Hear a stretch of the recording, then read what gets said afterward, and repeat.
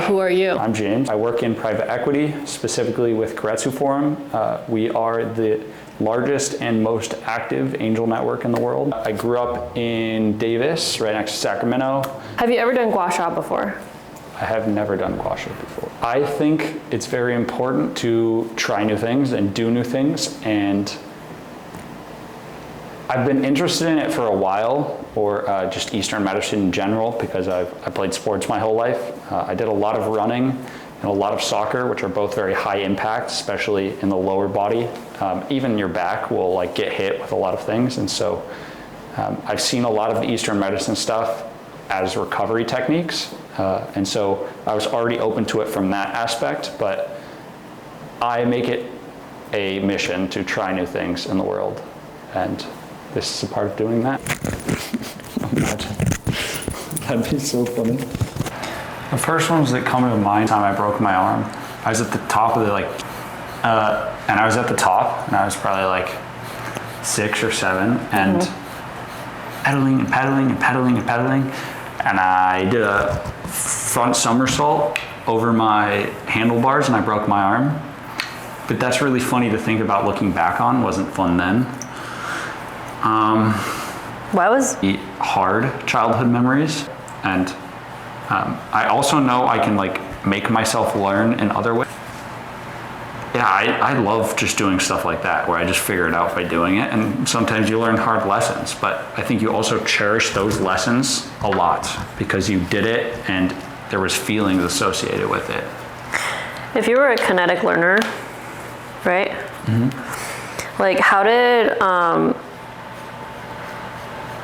How did that factor kinetic? Is kinetic just mean like hands-on learner? Action. So kinetic is like move, right? So like kinesiology is the study of the body and movement, or kinetic energy in physics is moving energy. So when a car is moving, it has kinetic. So like what makes someone a kinetic learner? Dynamic ways. So some people learn very well by studying something and thinking about it. Yeah, that's me. Right? And that's really good. It's like the people that measure twice and like that's a really good topic, or I guess strategy to use. Yeah. But some of us humans like to learn by doing things, and we actually, when we do it that way, it's also like, for me, when I'm trying to understand something, I often have to talk video on my phone, or I'll do a voice memo, and I just have to talk out loud and like just keep saying sentences until I'm like, this one works, this one fits, and then I can move on to the next one. It's how I memorize things. I'm sure that I can get better at it, and I've been working on it, but just like say it, or when I do it, it's perfect, is much harder for me. Like I actually have to do hundreds of reps. So how did you, being like a actions oriented learner, that I ever, and that job, like I had never done sales before. I hadn't even really walked up to strangers before, although I was extroverted, so I wasn't like totally scared of people. But I had been in my room, talked to 3 people basically the whole year. So I get this sale, walking around with backpacks on the street. If it wasn't word for word, there was a comma off, then I'd redo it. And I just did it over and over and over again every day.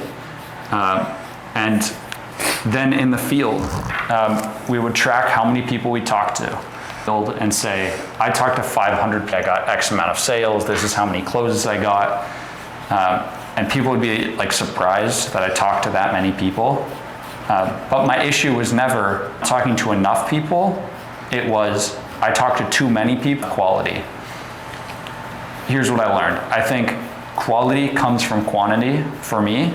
And so those reps translate into quality because I get better at it. And so that's my first experience in my career where I really saw application of kinetic learning. Did you ever feel like self-doubt when other people, but then they would have a higher percentage of closes?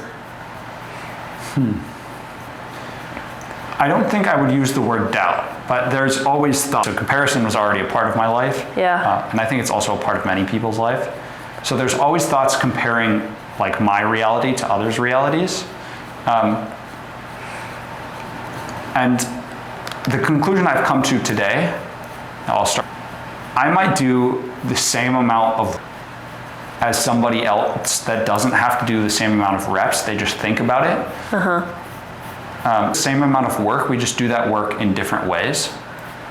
So while I'm in the field talking to people or writing lines on the whiteboard, trade-offs, you know, same as any other difference in trade. So doubt was not a thing for me. Because it was like, I was so excited the first day, even the first week in it, you're so to other people. Yeah, that's true. You know? That's how I feel about this stuff. Right. Like, to be honest with you, it's not cool.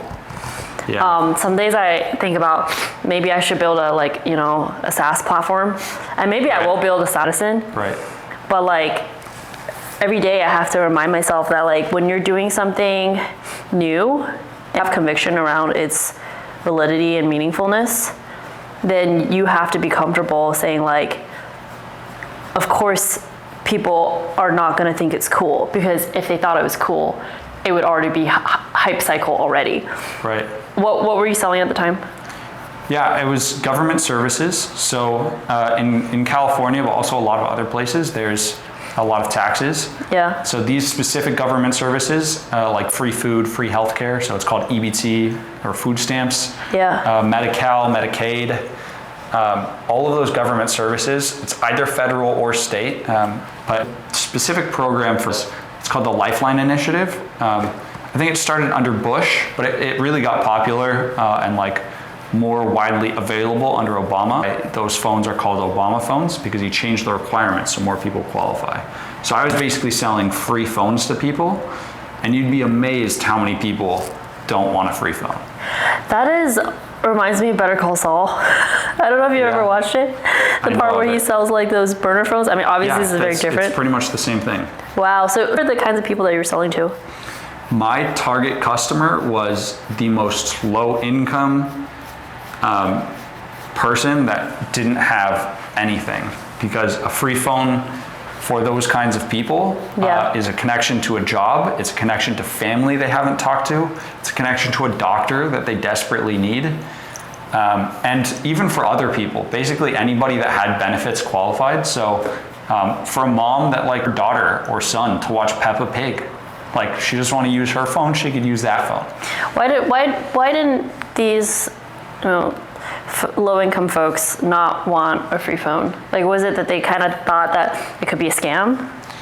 Yeah, so the objectives the objections that I received, a lot of them like could easily be summed up into just a few categories. One of them is, which means usually I misread their energy or their like urgency in the situation. The second one is I don't need another phone, because like you could go to Bangladesh and people have phones. Seen it. They have better phones than me. There's a lot of places that have phones, and so people about this service, and so they just like feel like they don't need a phone, or they don't see a use case for that new phone. And then I get the other buckets, just like they don't want to mess up their current plan by getting a free phone. Right information, people are like more than down to get the phone. There's definitely a lot of suspicion around free things. Yeah. So on your back today, like what I'm seeing is less of these red dots. Yeah. I need to turn this back on because this is top. Yeah.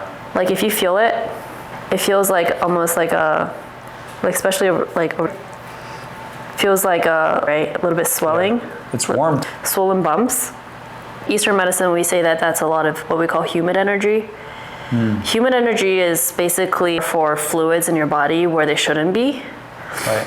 And fluids where there shouldn't be, because that's a form of like stagnation and things not flowing well. Cool. I think actually cupping will be better for you today than gua sha, because gua sha is really about releasing these little stagfo points. Got it. So I'm gonna go and get you some cupping stuff. Let's do it. Because at the end of the day, like my philosophy is I want to do stuff on people that is gonna help them. And I'm less focused on the pure visuals. Yeah. So I'm gonna go and get you some. Exciting times.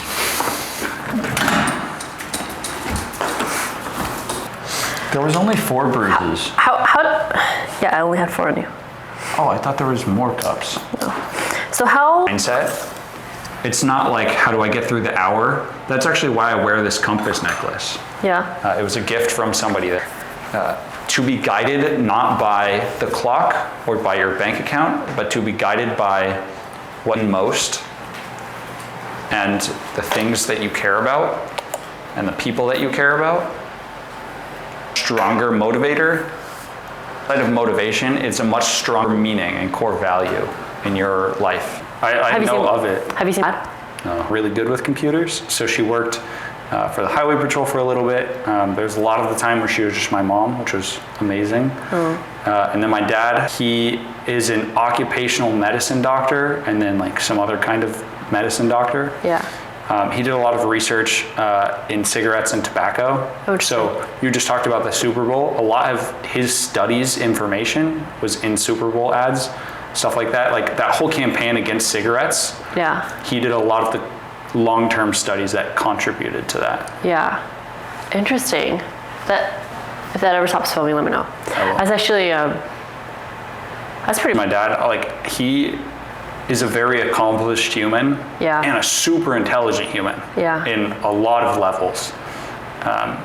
And so even just like the things he did, like we were talking earlier off camera, social norms, and he did such a good job, right? It's subjective, but he did such a good job of like being him and not like changing himself to fit into society.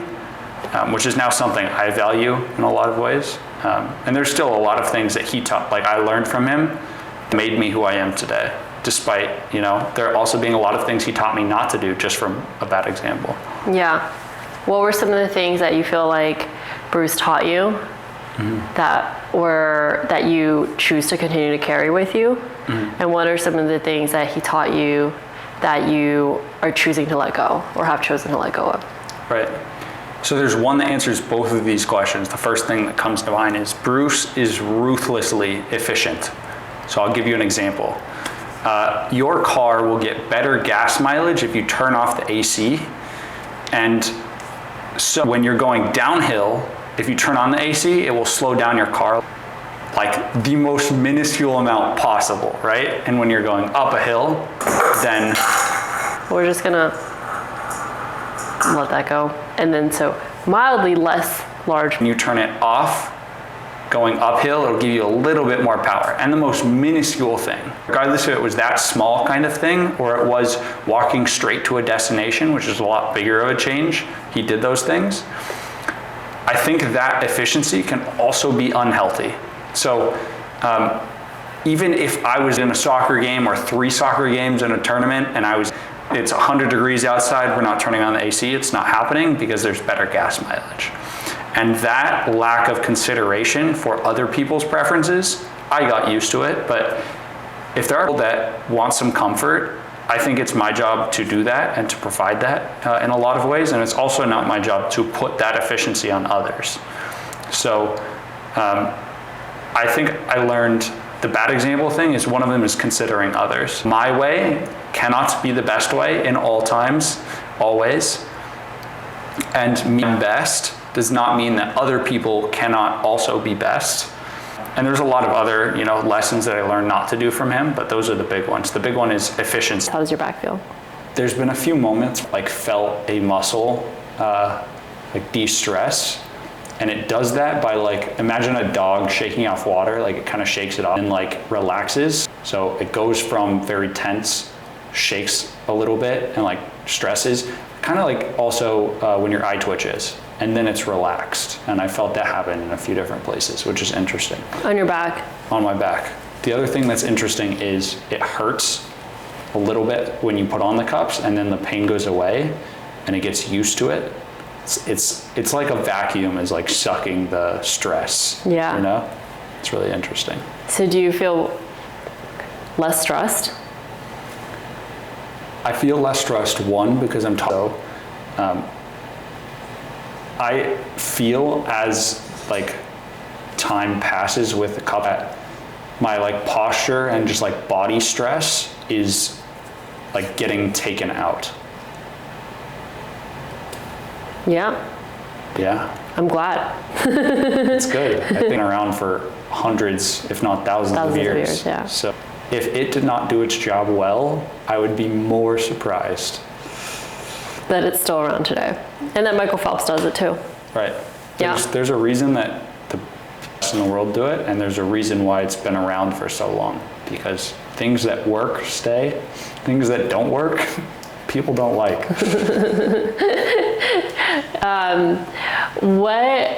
One thing I really appreciate about you is how open-minded you are. Are you an open-minded eater as well?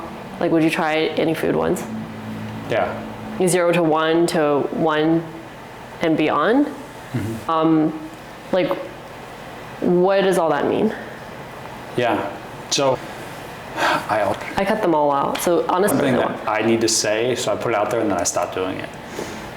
That's how I make habits and change it. yeah, but it doesn't matter It doesn't matter in the long run. because I have watched the raw footage of top YouTubers. I'm not even worried about your perspective in product because I trust it's going to be amazing. Oh, just like I'm in literally just person. saying it for me so Yeah. that I can be better at it. Yeah. There's a guy that pitched today and yesterday that like speaks with certainty and is absolutely like there's so little sentence fillers, and I want to be that. What was he pitching? His company was in the orthopedic space. Okay. Can't say more than that. Yeah. But he used is not instead of isn't.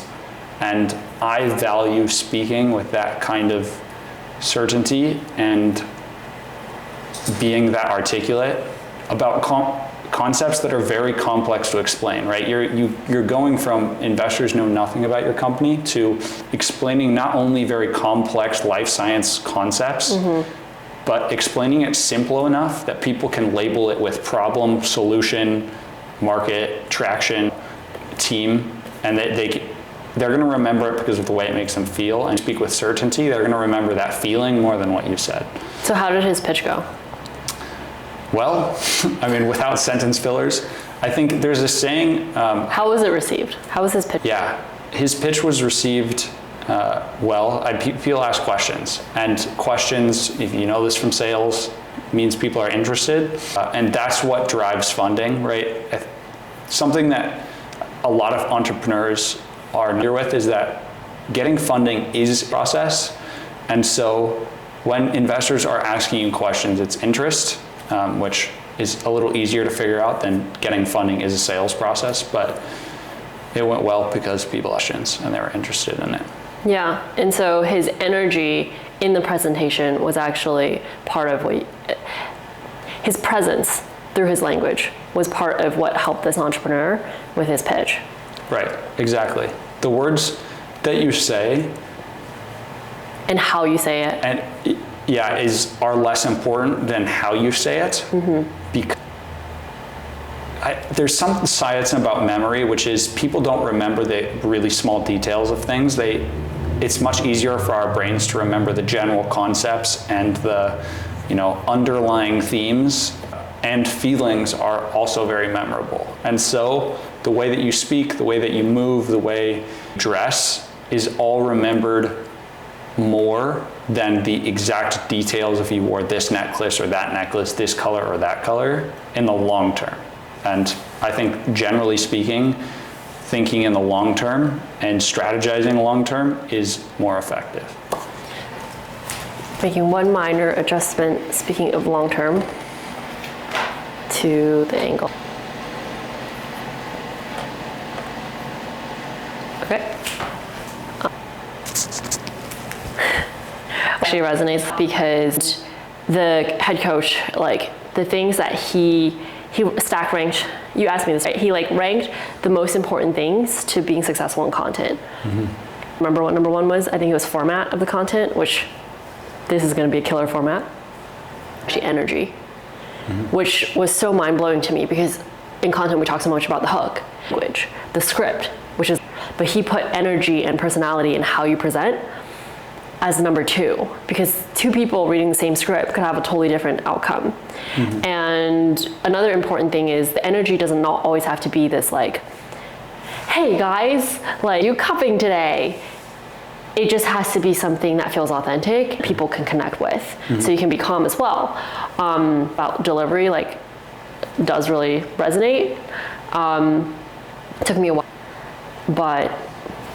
I think it's really important to note that so it's not that you like the details or don't think about the details. In fact, in like one-on-one interactions or even large group interactions, it's super important to do the details because that's what makes people feel special. What do you mean by details?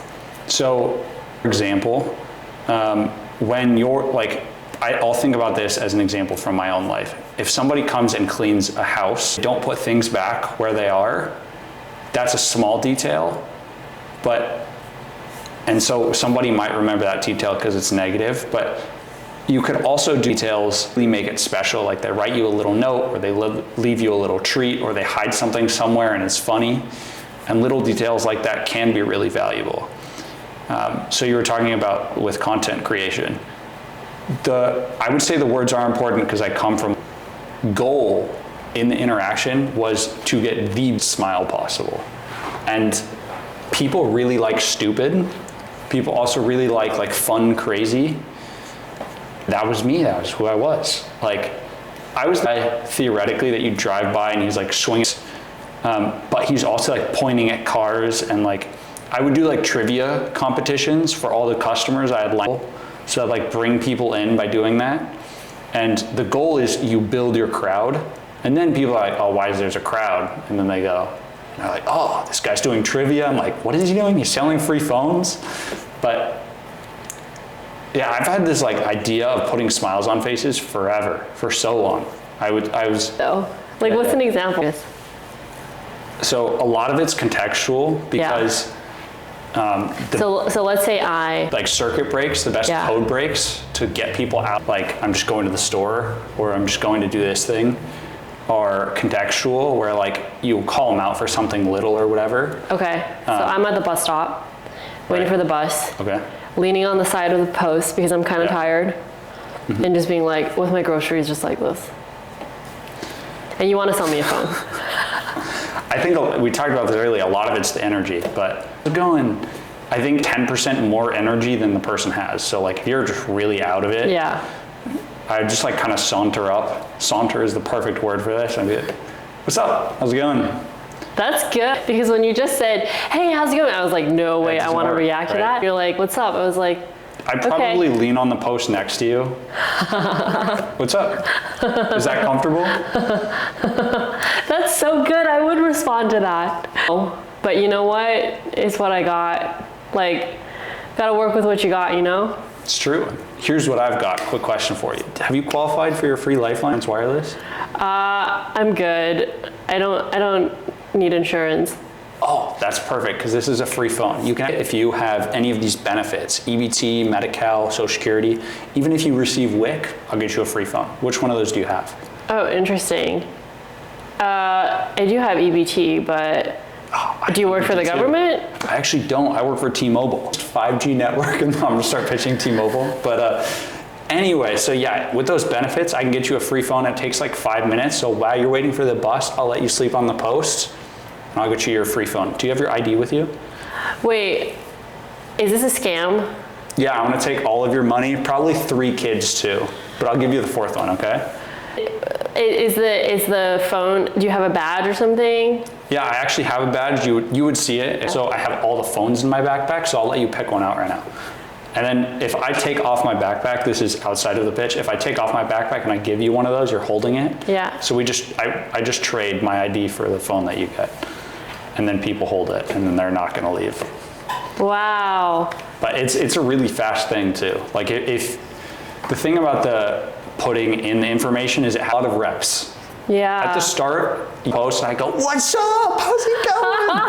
Right, it sucked. It was awful. I'll be like, oh my God, that is so annoying. But I just I didn't stop. and then I had super high energy. So my rule was just 2 no's. If they say no twice, I leave. Didn't want to be the person that was like bothering somebody. Yeah. But yeah, I've probably said that, like a similar version of that script 10,000, 20,000 times. Damn. A lot. Damn. Every kind of person. So, yeah. in every situation exactly that you described probably happened 100, 200 times. So did you get really good at reading people? I got better at reading people. I'd say I was already pretty good at reading people because body language and nonverbals super early in my life. Yeah. They're just really interesting to me because they're directly tied to somebody's subconscious. Yeah. So it was a superpower. You knew when someone was uncomfortable, and it was an immediate feedback loop to whatever you were doing. So if you say something, they cross their arms, I immediately know not to say that thing or push on that topic with that person. Yeah. Because I wanted people to pay attention to me and make me comfortable and care about my feelings. People didn't really do that. And so I just started doing that for other people, which was, if I get that feedback loop from the nonverbal immediately, I can change it. And this applied a lot in sales. So that's interesting because, the concept of like filling your own cup before you. So if you're spending of your energy and so much of your philosophy around interacting with the world and people is how to be mindful of others and give to others, how do you fill your own cup? Yeah. Nowadays. Now, there's 2 things primarily that fill my cup. The first one is working out. For me, that's a good one. Yeah, it's really important to feel physically capable. You feel strong physically, I think you also feel strong mentally. Yeah. There's so much science behind it too. The other thing that really fills my cup is when you do things that put you in it, they give you a lot of energy. Nieces are like one reason of that. I can't focus on anything else because I need to be the best example for them. I also need to protect them, and I want to guide them as much as possible. That's so sweet. Thank you. I'm so focused on them that I'm not focused on other things. Yeah. That's when I recharge. Yeah. The question of what gives you energy and what takes your energy, if you just optimize your life around those, immediately you have infinite energy. Because all the things you do give you energy. It's the greatest. I'm going to put a couple more cups on you because I realized that from the front, this shot is so funny. It's back, the dog's head poking on top of your back into my face. Perfect. This is so much stimulation. This is going to kill. What were we talking about? Yeah. Oh yeah, how you recharge. Notice my heart rate goes down. I have an issue with my heart rate being too high. So I know that when I am video editing, I'm not thinking about anything else. So that helps, but it's a lot of staring and worrying and blah, blah, blah. Naps are my biggest source of recharging. Doing something where I'm awake. Something more productive? Is that what you're thinking? No. I just mean like...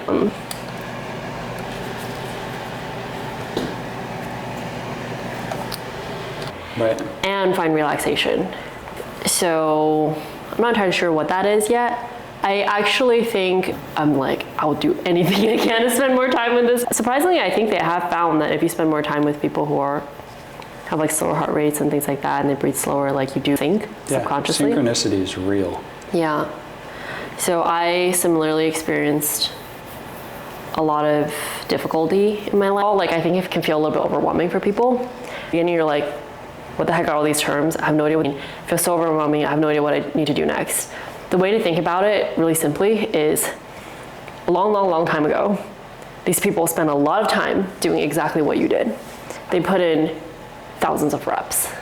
Like there's a pretty long film that shows the story of actually a Korean medicine doctor. Korean medicine, traditional Korean medicine is very influenced by traditional Chinese medicine. And she just goes out and like tries all the herbs and sees what they do.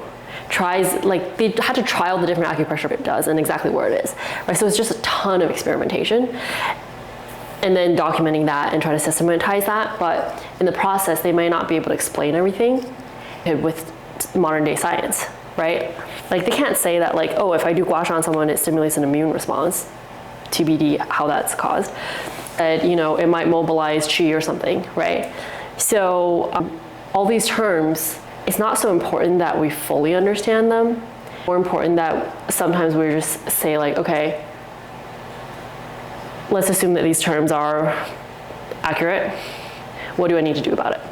Text and the medicine philosophy is very documented in terms of, if I see these 5 symptoms, here are the herbs. If I see those 10 symptoms, here's a treatment plan. So as long as you're willing to be a little bit more comfortable living at the metaphorical level of explaining things, the effect is like super detailed. Like if you have a cold, here you basically take the same medicine, right? Whatever cold medicine, it's like 2 brands. If you have a cold and you see a Chinese medicine doctor, there's like 8 different kinds of colds. Right. And 8 different ways. If you're feeling fatigue, there's like an endless amount of ways they would treat it, and they match it with other symptoms as well. Mm-hmm. So the good news is, even though it's a little bit hard to understand, there is a broader set of things that could go wrong with the human body that Chinese medicine says I can treat. Right. So for you, the thing that I share with you is like, oh, we see that's a little bit of dampness. If you go see a Western medicine doctor, like they're not going to treat that. They're going to be like, you're fine, right? But Chinese medicine is just going to catch every illness earlier, because it's saying, oh, this is a little off. Let's fix it now, before it then evolves into something else, right? Before it then evolves into stagnant blood flow, into like some growth, into some sort of thing, and then it's, next thing you know, it's cancer, right? Mm-hmm. So a lot of these illnesses that we see are progressions of things. And your body gives you very early signs that like, hey, I need a little help. That makes sense. Yeah. When I was in the jungle in the Amazon, it's the same thing. How did you end up in the jungle in Amazon? Was that like a Christian, like, No, I went to Ecuador, but even before, like, why was I in Ecuador? Yeah. I, like many people, wanted to travel. I, like many people, was kind of just waiting, like, oh, it'd be so cool to fall in love with a girl and we just go, that'd be awesome. And then I was like... You might fall out of love from that trip, by the way. Who knows, right? I don't know what would happen. But yeah. I decided that I'd rather live my life now, and those people will be attracted to somebody living his life now. How old were you when you figured that out? This year. I figured that out last trip in of itself, and I was also like, that's where I go when I fall in love with a girl. We go like vacation in Galapagos, right? I think you're like secretly like a bit of a hopeless romantic. I definitely would rather be in love with somebody and spend that time with somebody than like go do all of the casual stuff that many people are doing, for sure. I don't know what hopeless romantic is defined as, so I can't. I didn't say hopeless. You said hopeless. I just said. Oh, I am definitely a romantic, for sure. Yeah. For sure. A lot of that comes from moms, I think. If you really value your mom in a lot of ways, then you're romantic. I think moms build a lot of respect for women and young men if their father is treating them well, treating the mom well. So I was there and I was like, okay, what do I do? Like, I don't want to just... What's this part about moms? So... What's your... In socialization... I'm going to ask the question just so we can cut it. What's your theory about moms and romance? My motherly romance theory is pretty science-based, I'd say. As younger people, while we're kids, we learn about the world and how to act and operate our parents. So when fathers treat mothers in a very masculine role, feminine role way, like with chivalry, kids learn that. So like if the dad's always saying, what's up, hot stuff, to the mom, then the kid will start saying that to the mom. That's what happens with kids. And so true that when the man shows they value the woman, then the kids will also learn to do that. And I didn't have that great example with my father, but I did love my mom a lot, and she was peaceful in a lot of ways. And so I look for women that are that, and I treat those women with the value that I also treated my mom. Yeah. Does that make sense? I think that's very sweet. Do you want me to talk about the Amazon? We don't worry. As an interview with mothers and loved ones, in like a weird way, but sort of psychologically. Yeah. I've always wondered how true that is. Sometimes I feel a little bit burdened in my past relationships by like how much mothering and taking care of and doing like exes that I've done. Right. And I don't know how much of that I sought out and enabled versus like maybe character traits about how I interacted with men at the time. And certain men were more drawn to that. But it scares me a little bit sometimes when I hear that like men are looking for women who embody certain character traits of their mom. Because although that's very sweet, like I'm like am I gonna have to take care of you? Pressure. No, am I gonna have to take care of you? A mother-child relationship is not like one where it's like equal partnership, right? It's like one's a caretaker.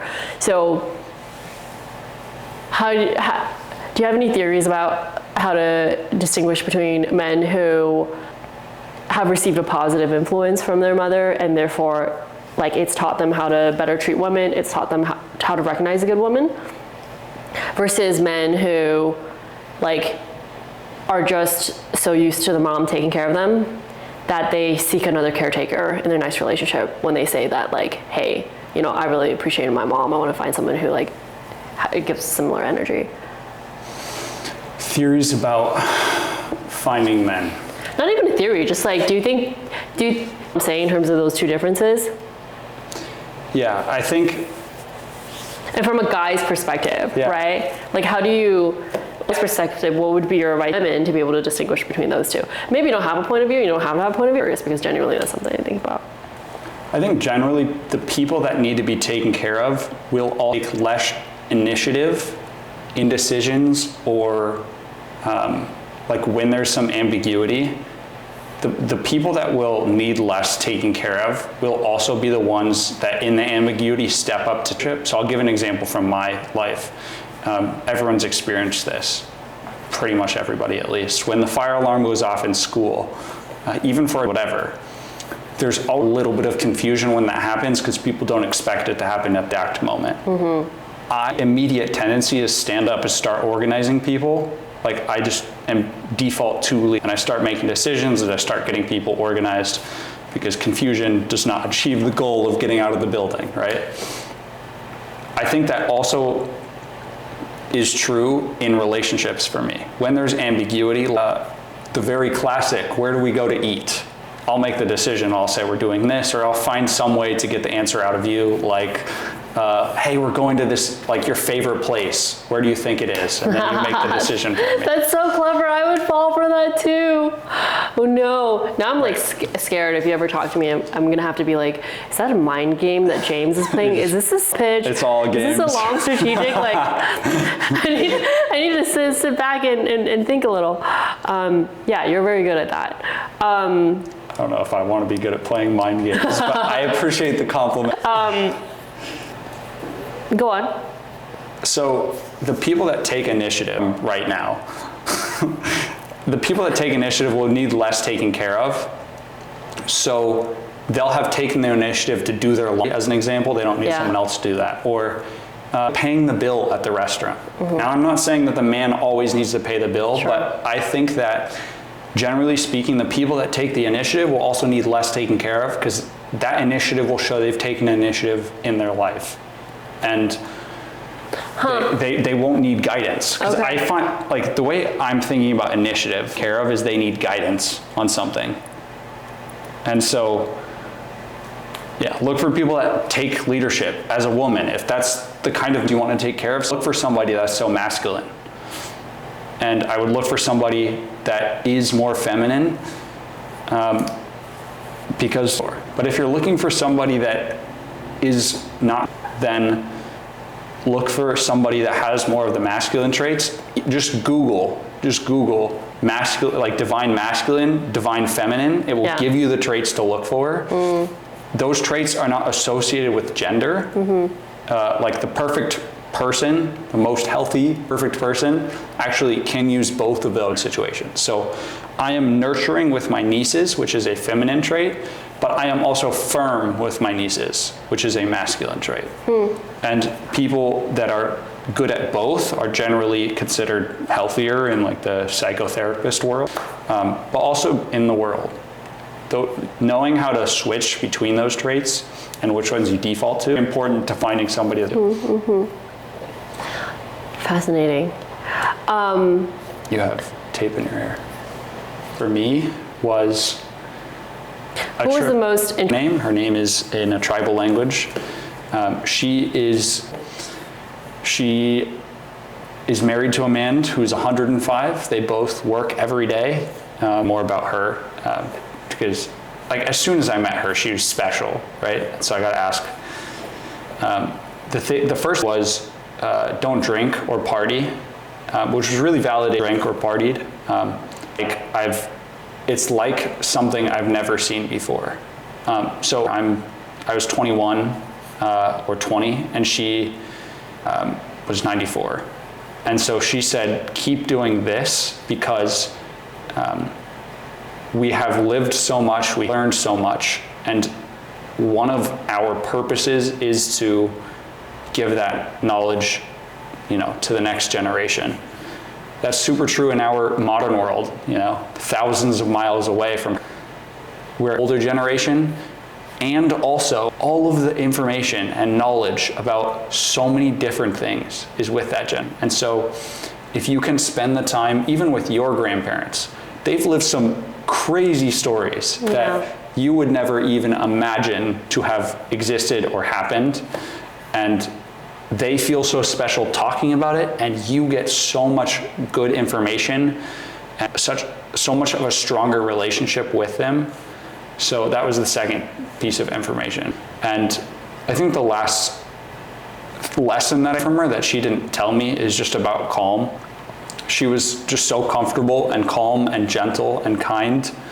And that level of calm and kind and gentle is felt through your vision, which is crazy.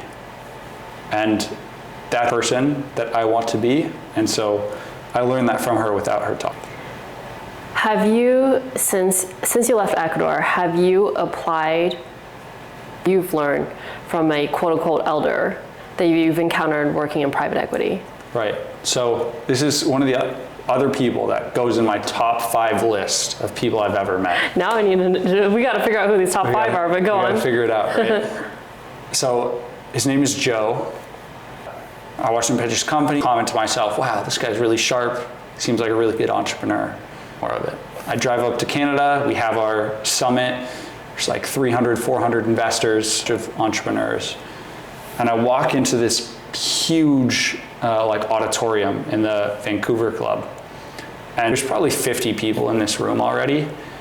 And this entrepreneur is sitting like so far outside of the normal, but my eyes immediately went to him because of the way he was sitting and just the energy that he was giving off. Something really hard to describe with words. Went and talked to him, and immediately I knew. Luckily enough that I met in the jungle. I think that he's seen a lot of life, he's done a lot of things, but works so hard to be humble, and that humility shows so much calm. And I think that I value his achievements more than I value the tribal leaders' achievements. And so for him to be that humble meant more to me than her being really humble, because his achievements in the business world are what I value a lot. What level was he? His first exit was 100x return. Okay. And he's been hired on as a CEO or COO for 10 companies probably. After recognizable names? Startups. Oh, okay. He builds the startups. Is that their goal is always to ask more questions than they are asked. If they go to a friend's wedding, they go to a barbecue, they're asking more questions. That's my phone password right now is listen. So it's really true for me. Why? One of the questions that I have, what's the next step decision by, is who do I admire? The people I admire most listen more than they talk. So it's really valuable. Also, as every generation of humans has experienced, we're living today. And every generation has thought this to some capacity. However, I think because of how many in-groups and out-groups there are, how many people that feel out, the more I listen, the more healing I can be to the world. And it's also like who I want. Like, I love to talk. So I want people to ask me questions and I want them to listen. So I also should do that for others as much as possible. The reason specifically why it's my phone password is because constant reminders of things allow you to change your habits in a much faster timeline. Listen is your phone password. Right. So also, like, if it's a habit that I'm really trying to make, the Post-it will be on my computer, on every computer I own. It will steering wheel of my car. It will be like on the door to my room. It'll be on my mirror in my bathroom. And I'm asked that question then so constantly that I'm always asking that. So when a situation happens where I need to change a habit, let's say I want to get less angry. That's an issue I have is I get really angry, and how can I change this to curiosity? Or maybe a better question, what don't I understand? And I'm asked that question so constantly. Guy cuts me off in traffic, and I look on my steering wheel to like press the honk button. There's the Post-it note. What don't I understand? Moment, you have the most powerful opportunity, which is a conscious choice to be curious and ask that question instead of be angry. And that moment of consciousness where you get to make a decision about who you're gonna be is how you change a habit. Because you're asking yourself that question, situation pops up, you ask the conscious decision, you're a different person. And then you can continue making that. That's really interesting because even this Post-it note example that you gave me and the phone password one is about reps, right? It's about repetition. Mm-hmm. So I really do see this theme of X built through continuous action and repeated action with iteration and improvement over time as like a big part of, like you said, how you tend to learn things and achieve success and achieve your goals. Are there other pieces of advice that you would give to came from? And from what you've said so far, right? Because I've asked you quite a few times, who did you learn this from? Who did you learn that from? And the thing that I heard the most frequently was either books or reflection. It's not to say that people haven't been there and given you wisdom, and you've clearly shown examples of that, but I think that you're able to accumulate a higher volume of wisdom distilled because you're also putting in a lot of effort proactively to find that from a diversity of resources. So you don't have to always rely on, I'm not gonna learn this until someone tells it to me, right? And so you sharing things accumulate these wisdoms, right? I think they're pretty wise, so I'm gonna call them wisdoms, right? And then how you apply that and how that manifests in your life, like for me has been very inspiring. So I really appreciate you taking the time to share that with me. There's a couple things I wanna say about that. Okay, we will come back to that in their lives or in a situation where they feel hopeless and they don't know how to get out of it, no matter what it is. Okay, ready? I've read a book about this. I just finished my book. This is sum it up. When you realize that good is not coming, like this will just happen, and that like that darkness is the reality, you have taken the first step to making a better decision or changing a habit or getting out of a situation. Wow. If you are always hoping that somebody's gonna come save you or that it will get better or the person will change, it will not. Or it's very likely that you will waste a lot of your very short lifetime on that person or that bad habit. And so give up the hope, embrace the darkness, and learn the darkness. Because there will be times, I promise, future, where it will be dark and it will suck more than it probably has right now. It will. And so if you can give up that hope and embrace the darkness and like those little voices in your head that tell you to something, or whatever it is, like your body will talk to you in that way and your mind will talk to you in that way, and that's what happens. And other people may be very hard on you. Life will probably be very hard. So give up the hope, admit that something is bad, because if you are feeling crushed, you're being crushed by something. Identify the something and change the something. And that will let you believe that you are towards a future. You cannot believe there is a future if there is no progress towards it. And so, yeah, give up hope. What if you try to fix it, but what you're trying isn't working?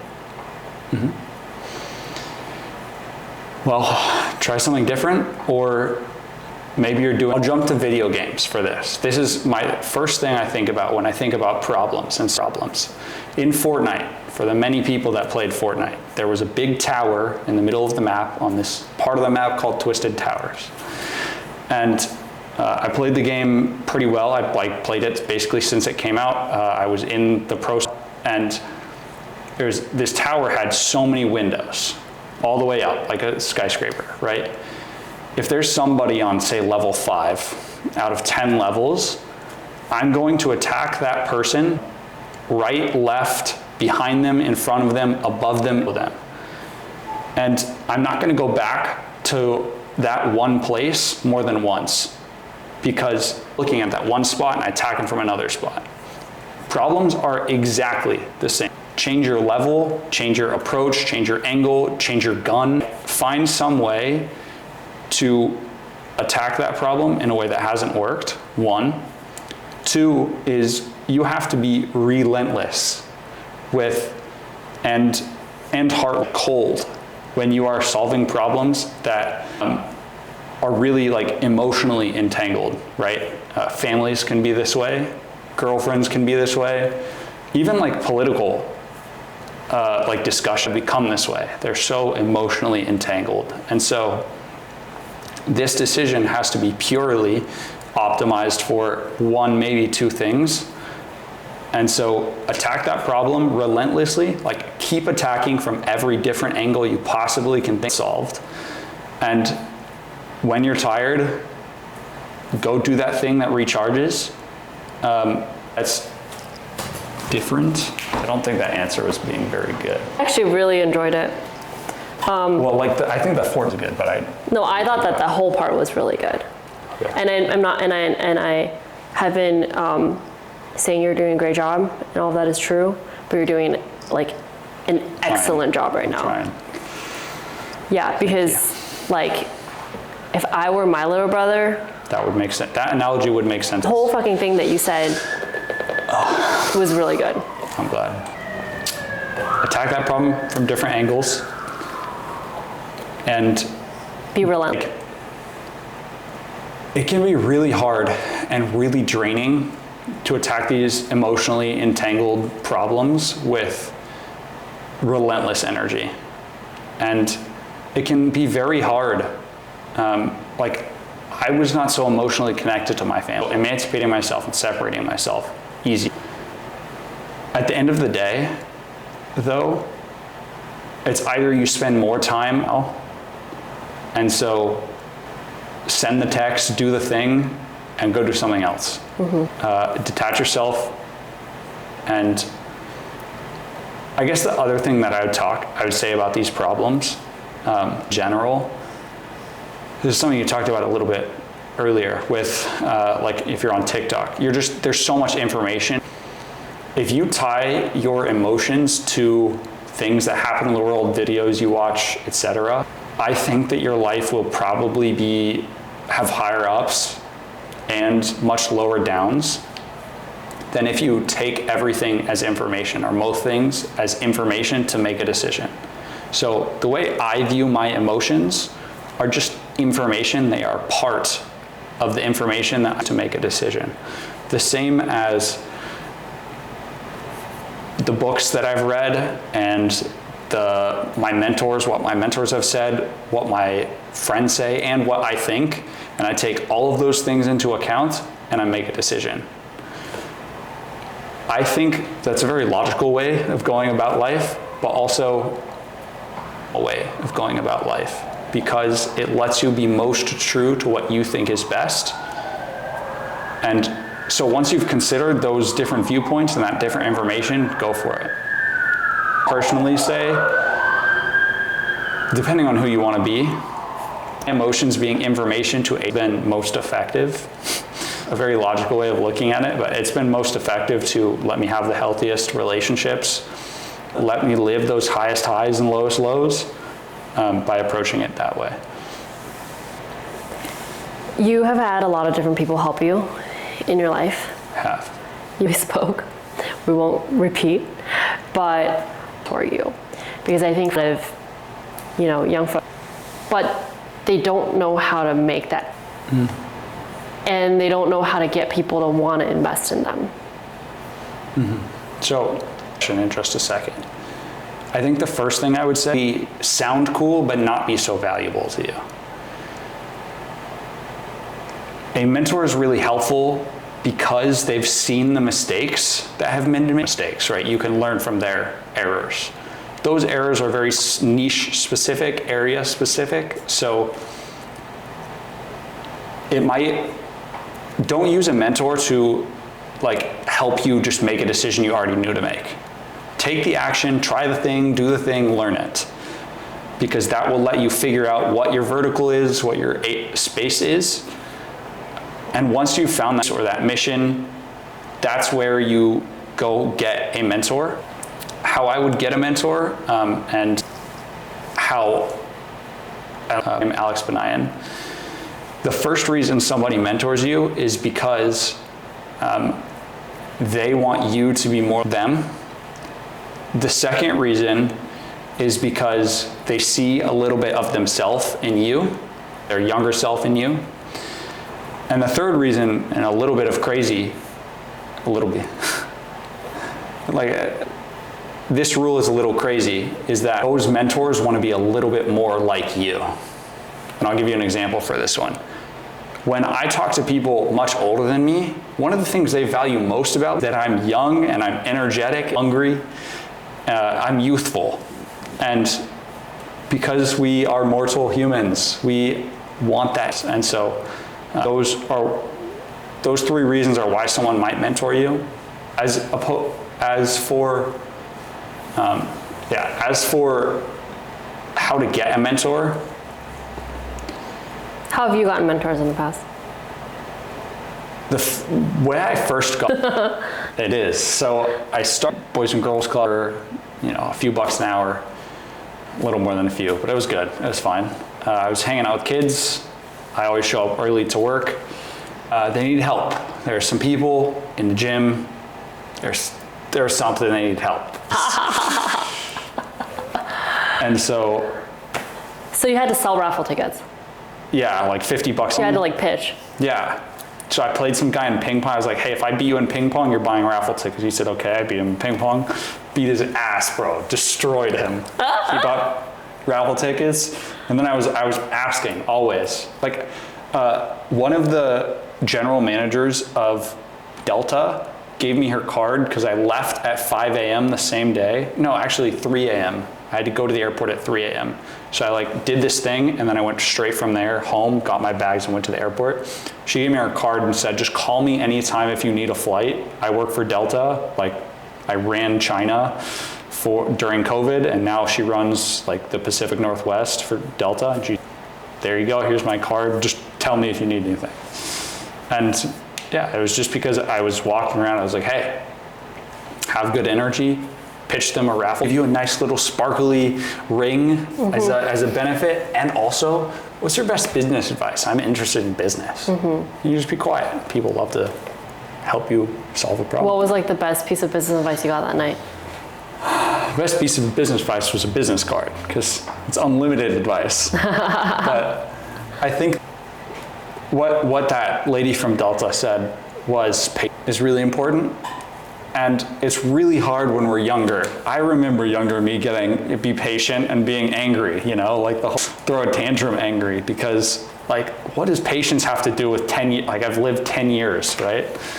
How does patience fall in? I don't even know what time is, right? think that as we grow older, we are more conscious of our time. Yeah. I also think that guidance is necessarily just like wait for things to happen. But I think it's when you have no control over, there is no desperation, there is no calm, there is no urge to be productive, and just calm, and you sit and you are grateful for the moment of peace, right? Now we are in a line in the elevator, immediately we go to our phone because we don't want to be idle. I think that idleness is what patience is. Calm in doing nothing. Does that help you? Because you clearly think a lot.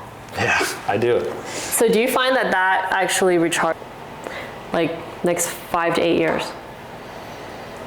The 5 to 8 years is something I've thought about recently. So I'm 22 now. You know, like the B movie, if you've seen that movie, or what's the job I'm going to do for the rest of my life? Here's what I've changed that question to.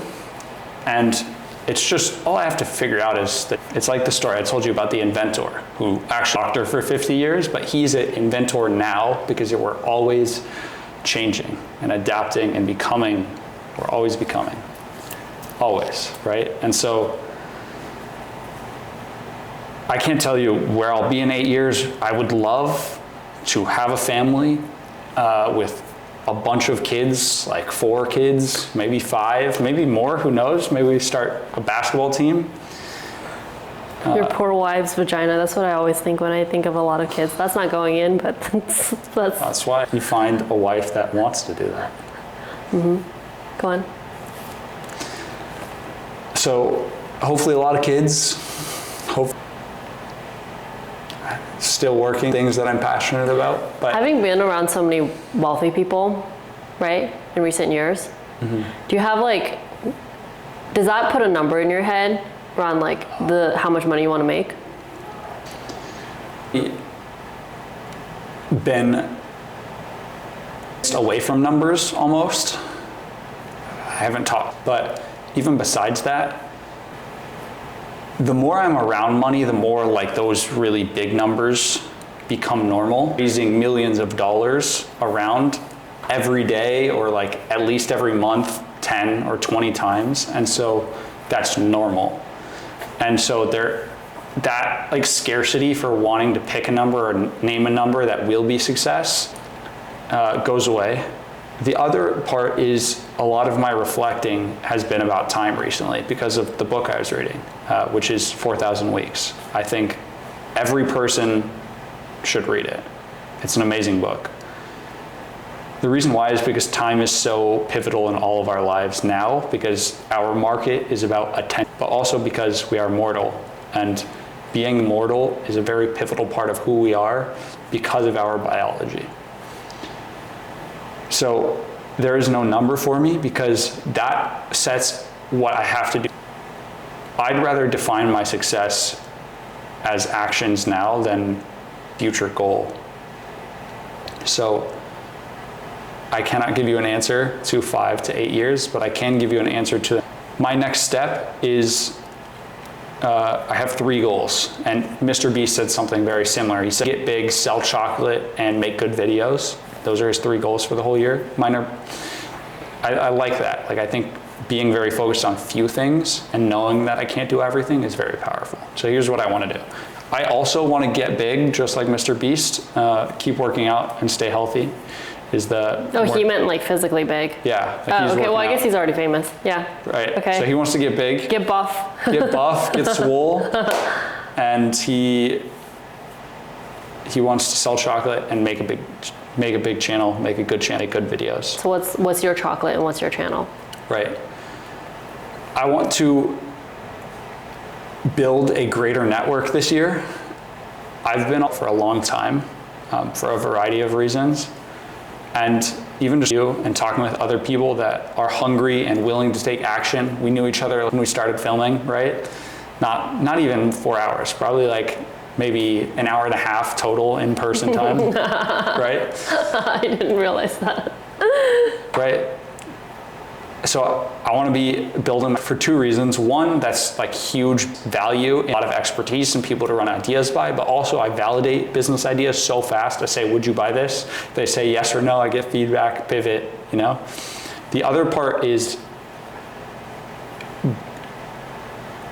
I am energized by people. So that's my first goal is build my network. The second goal is be healthy.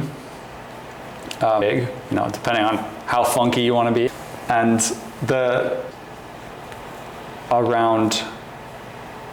I just want to start 3 businesses this year. 3. 3's fun. Triads, our brains like them. I don't know. That's a lot to manage. It could be a lot to manage. It also could not be.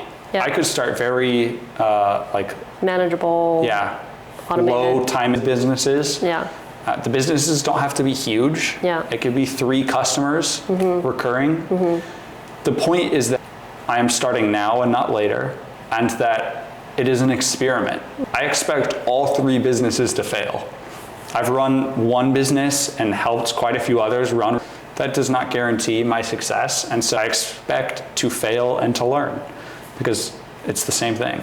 But the sooner you start learning, and the more reps you get in. It all comes circle to that, right? Yeah. Is quality comes from reps. You're not good at something because...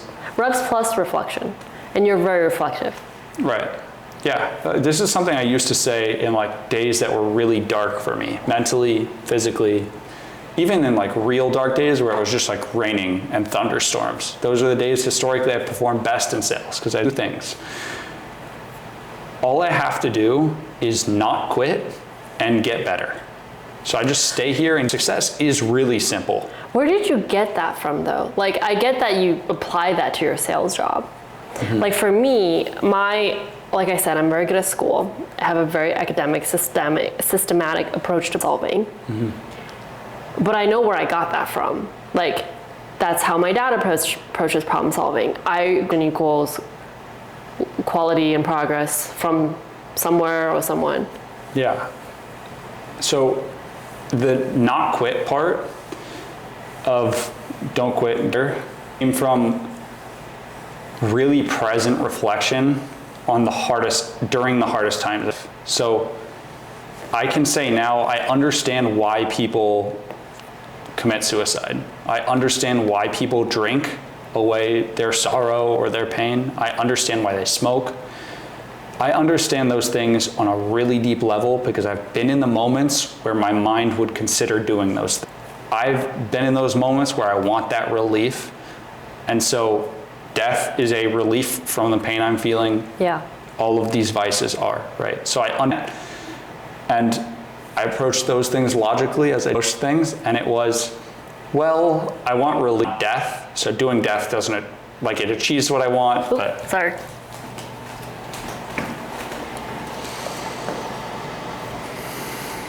Might have to get, like.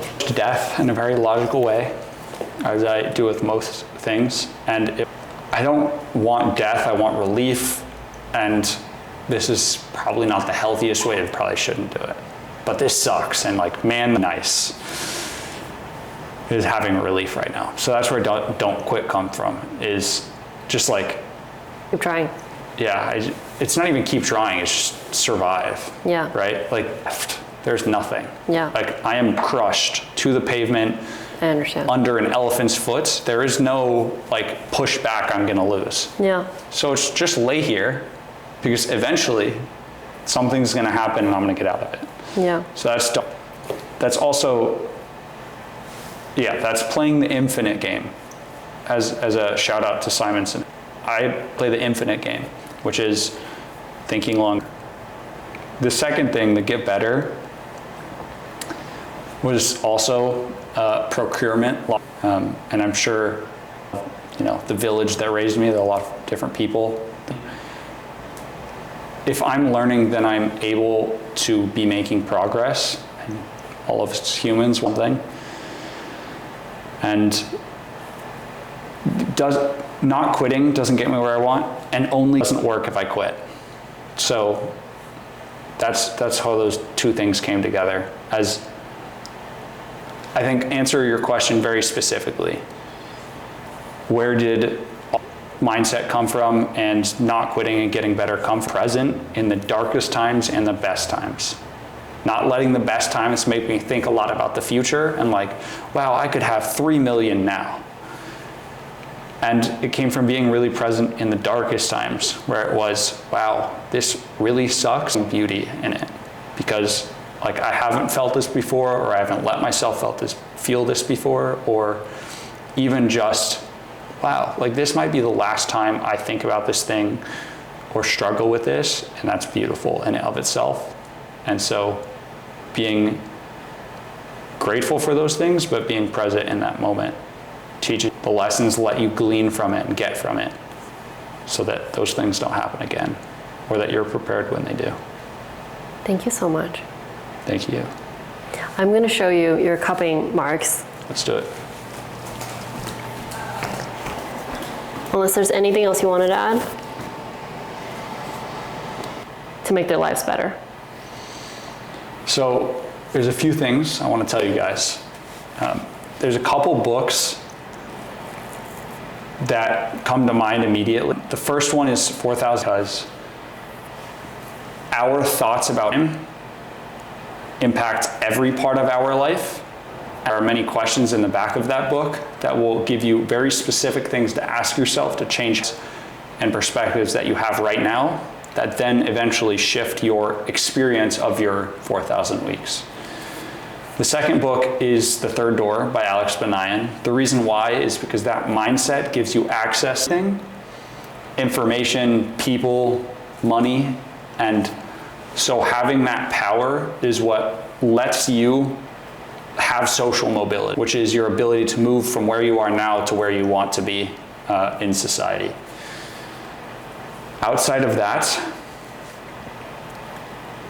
I really recommend that, I think Warren Buffett came up, Warren Buffett, write a list of 25 things and pick the top 3 to top 5 and don't do the other things. The 25 things must be the most important things to you that you want to do in your life, and then pick 5. Outside of that, I would tell my younger self 3 sets of questions. One is what gives you energy and what takes energy. Write that down, think about it every day so that when things happen, you analyze whether or not it's giving or taking your energy. The second one is think about the people that you admire. Tell them that immediately. Whenever you're for something, immediately use that impulse to give. Also think about why you admire those people. And the third one, and a very important one, is the question is not, and then do that thing. Because we can so easily make things much bigger than they really are my advices. I'm going to show you your cups. Let's do it. I really enjoy interviewing you, by the way. Probably is. Big bumps here. In the cup, actually. Yeah. Like, right where the cup came up. What? So you can actually see a fog in the cup. Ew. Ew. Yeah. That's fine. Okay, so I'm going to show you.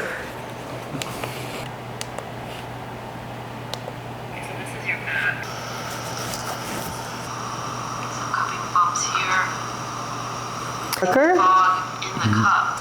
there's more stagnant blood flow. Interesting. More bright red, it's more like inflammatory blood flow, like a little bit too much like heat and inflammation in the body.